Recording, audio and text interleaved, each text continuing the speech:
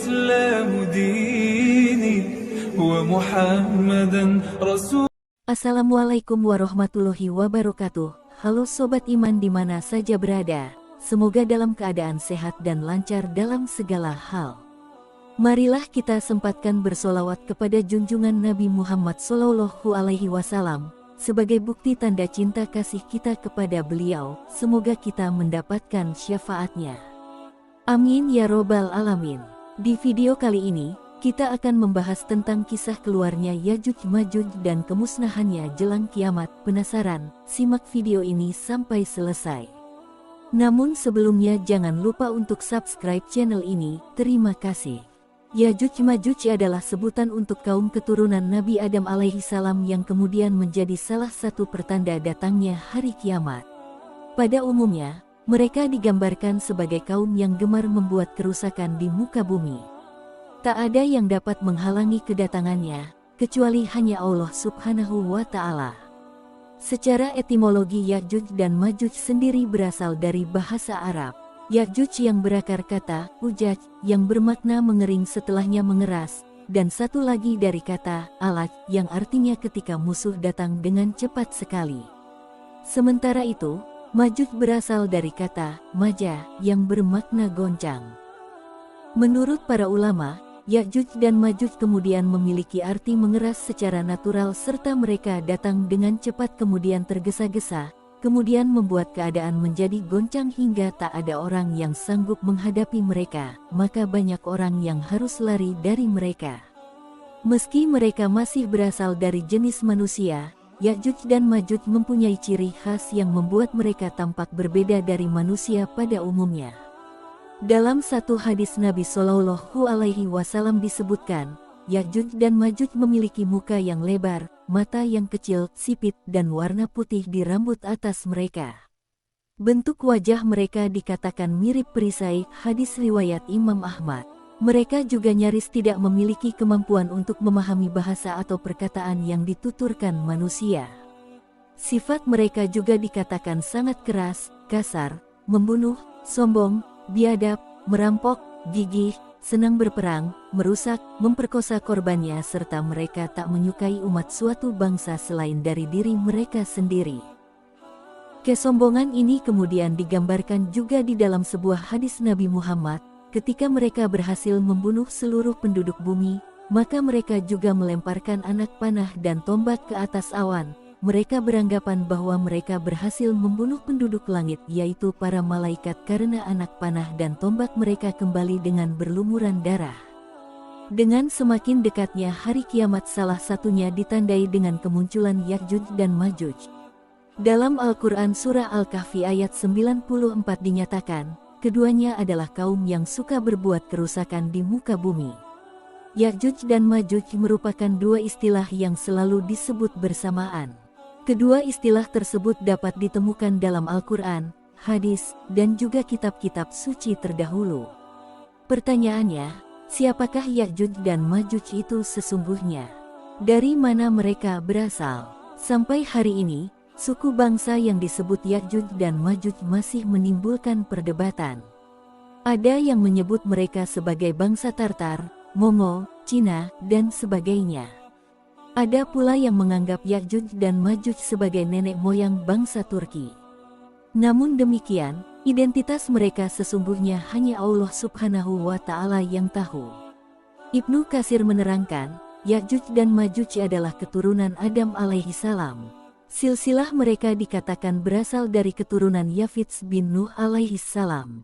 Dalam Al-Quran dikisahkan, Yajuj dan Majuj diisolasi oleh tembok atau benteng logam yang dibangun Zulkarnain.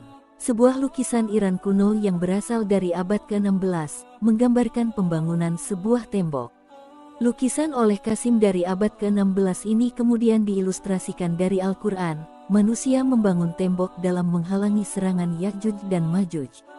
Dikisahkan Raja Zulkarnain, dalam sebuah perjalanannya sampai di suatu tempat di antara dua gunung. Dia juga menemukan suatu kaum yang tak dikenali bahasanya. Kaum itu juga mengatakan kepadanya bahwa terdapat bahaya mengancam mereka yaitu dari Yajuj dan Majuj, serta mereka meminta untuk membangun tembok yang kemudian dapat melindungi mereka dari kejahatan Ya'juj dan Ma'juj. Kemudian, Zulkarnain yang memenuhi permintaan mereka. Menurut Al-Quran, Ya'juj dan Ma'juj diisolasi di antara dua gunung oleh para pasukan Zulkarnain beserta para kaum yang terpencil yang meminta bantuan kepadanya. Mereka juga meminta Zulkarnain untuk membangun dinding pembatas, supaya kedua suku ini tidak keluar dan membuat kekacauan kembali. Meski begitu, ketika pada masanya, Ya'juj dan Ma'juj akan berhasil menghancurkan dinding besi pembatas yang telah dibangun oleh Zulkarnain. Mereka akan turun dari pegunungan dengan cepat dan tergesa-gesa karena sudah tidak sabar untuk membuat kerusakan di muka bumi.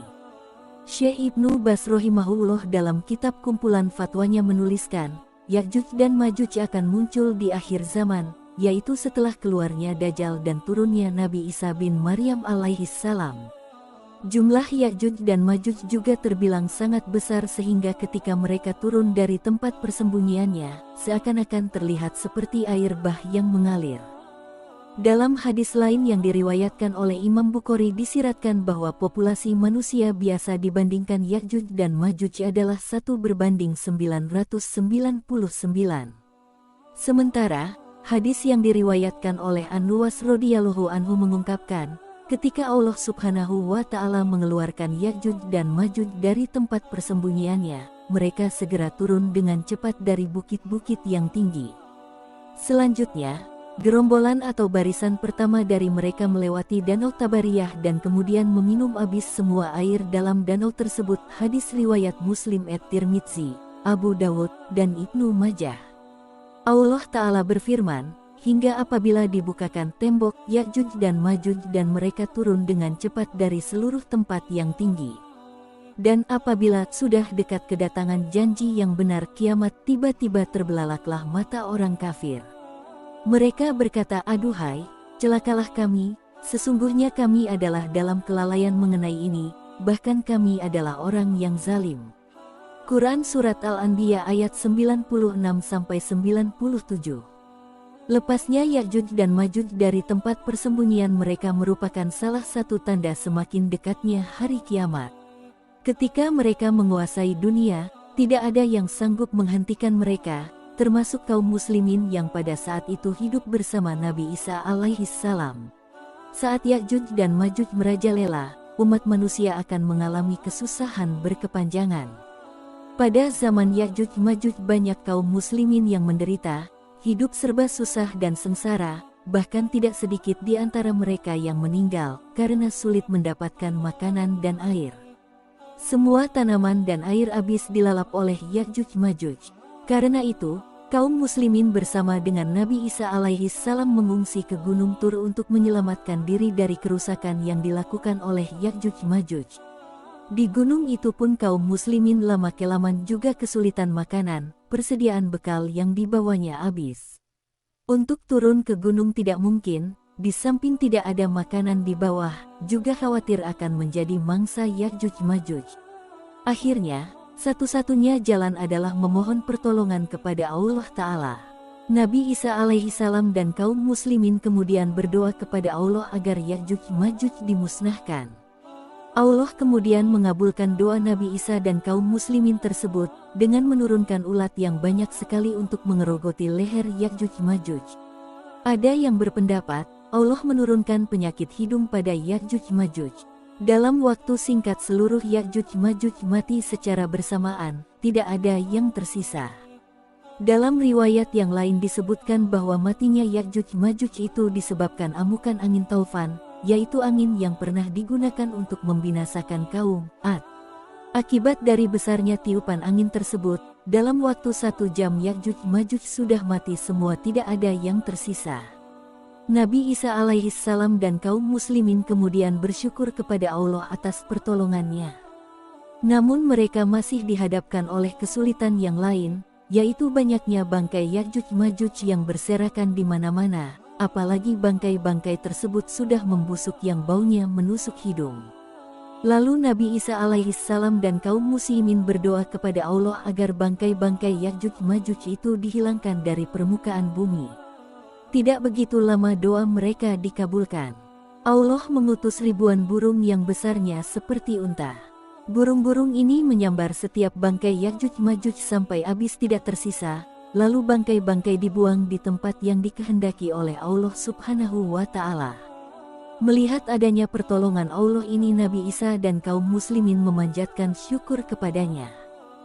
Namun masih ada lagi masalah yang mengharuskan memohon bantuan dan pertolongan kepada Allah, yaitu banyaknya kotoran tahi yang ditinggalkan oleh Ya'juj Ma'juj. Kotoran ini berserakan di mana-mana. Hampir tidak ada tempat yang tidak dikotori oleh Ya'juj Ma'juj. Untuk itu, Nabi Isa dan kaum muslimin berdoa lagi kepada Allah, memohon diberi pertolongan agar permukaan bumi ini bersih dari kotoran Ya'juj Ma'juj. Allah lalu menurunkan hujan yang lebat sekali, akhirnya dalam waktu singkat kotoran-kotoran Ya'juj Ma'juj ini hilang dari permukaan bumi terbawa oleh air hujan. Ada sebagian mufasir mengatakan, bau busuknya kotoran Ya'juj Ma'juj ini 7 tahun baru bisa hilang. Sesudah itu, kepada bumi diperintahkan, tumbuhkanlah buah-buahanmu dan kembalikanlah keberkatanmu. Maka pada saat itu, sekumpulan orang kenyang karena memakan sebuah delima dan mereka dapat berteduh kulitnya. Rezeki mereka penuh dengan berkah, sehingga seekor unta bunting cukup mengenyangkan sekumpulan orang. Setelah itu, kehidupan kaum muslimin semakin baik, semakin aman dan tentram, bahagia dan rizkinya penuh dengan berkah, sampai-sampai makan kurma satu sudah kenyang. Pada saat itu Nabi Isa menjalankan syariah Rasulullah Shallallahu Alaihi Wasallam dalam menata kehidupan masyarakat Islam, dan banyak juga orang kafir yang masuk Islam setelah melihat kebenaran ajaran-ajarannya. Di mana-mana tampak kerukunan, ketentraman dan kedamaian umat. Jarang terjadi kejahatan dan penganiayaan, yang ada adalah kesatuan dan persatuan umat dalam mengabdi dan berbakti kepada Allah Ta'ala. Akan tetapi masa seperti ini amatlah singkat dan tidak berlangsung lama, hanya berlangsung selama ditunggu Nabi Isa alaihissalam. Dalam Sahih Muslim disebutkan dari Abdullah bin Umar bahwa beliau menetap di bumi selama 7 tahun. Dalam keadaan seperti ini, Allah mengirimkan angin baik dan melalui ketiak mereka. Maka diambillah nyawa setiap orang beriman dan setiap orang muslim. Akhirnya tinggallah orang-orang jahat, bercampur baur seperti himar, artinya tidak tahu malu. Maka dikala itulah terjadi kiamat. Hadis riwayat Muslim. Wallahu a'lam bishawab. Nah, demikianlah kisah keluarnya Ya'juj Ma'juj dan kemusnahannya jelang kiamat. Bagaimana tanggapan kalian sob? Silahkan beri komentar. Semoga video kali ini bermanfaat dan menambah keimanan kita. Amin ya robbal alamin. Akhirul kalam. Wassalamualaikum warahmatullahi wabarakatuh. سبيل الدموع سبيل مريح تنهدى يا صاحي